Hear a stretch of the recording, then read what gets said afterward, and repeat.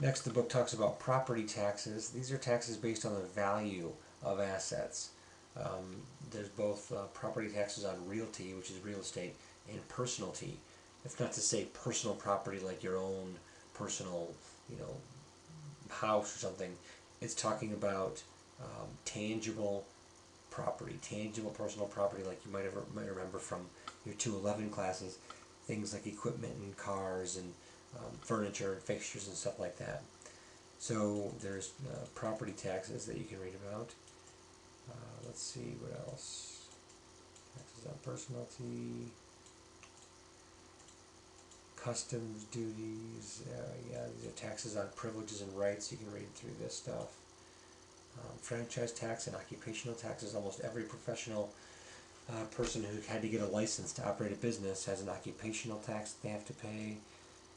And then income taxes are going to be the lion's share of this class, are discussed right here. There's a federal income tax. Most states have an income tax. There's the basic formula for individual taxpayers. And just more discussion of individual taxation. We'll get into more specifics on individual taxation in chapter 16. Not a big deal that you pick all that stuff up now.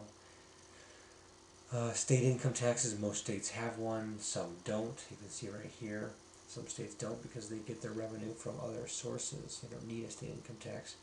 It's kind of a philosophy too. A lot of states don't want to burden their own residents. They instead would rather burden, guests or visitors, like through a hotel tax or something.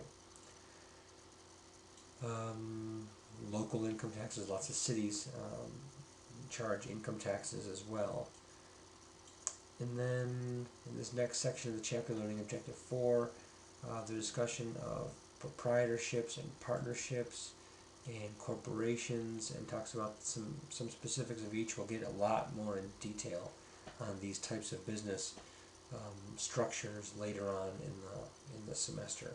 But you just get a kind of a good overall perspective by looking through this section of the first chapter.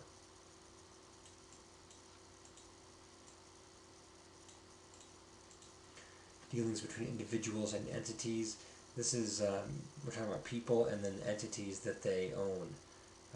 You can achieve a lot of tax planning by structuring transactions between people and their businesses. You can really shift taxable income around a lot between high and low rate taxpayers or high and low rate tax jurisdictions. So this is kind of one of the central points of tax planning strategy. And that's what we're getting into in Learning Objective 5. So, tax planning is basically tax avoidance. That's legal and fair and what every tax professional strives to do for their clients.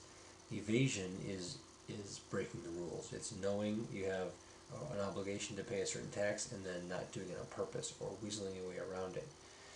So tax planning, though, is what all tax professionals do because you shouldn't have to pay more tax than you're legally obligated to pay. And this discussion talks a bit about the ethics, the general framework for planning. The general framework pretty much just involves shifting. Well, it's not just shifting, but there's some other stuff too. Avoiding income recognition. You'll see these major discussions, these major components, right here in these strategy sections. Postponing recognition of income, accelerating recognition of deductions, maximizing deductible amounts. So kind of read through this. We'll see some more of this stuff later on in the semester as we get into some tax planning situations and some research situations.